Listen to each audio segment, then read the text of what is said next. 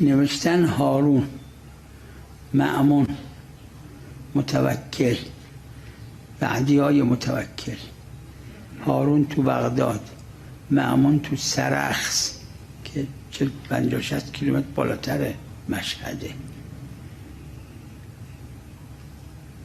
متوکل و بعدیاش توی سامرا تو صحرای حفره خیلی عمیق کنده بودن، بزرگ، پر سباع کرده بودن. اینا اسمش برکت السباعه. یک کسی که مخالفشون بود مینداختن جلو این. یه روز 2 روز یه جایی دیدم نوشته بود اینا رو گشنه نگه می‌داشتن و این بیچاره رو مینداختن جلو اینا در عرض چند لحظه تیکه تیکش میخوردن زنده زنده.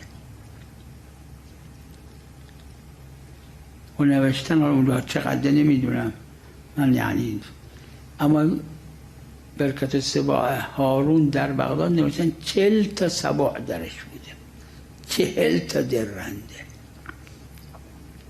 این کشور اسلامیه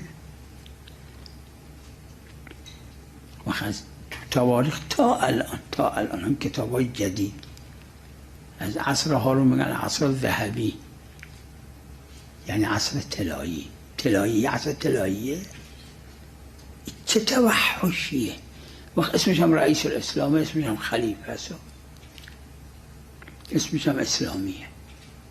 همون اسمش بله، اسم اسلام، الف سی لام الف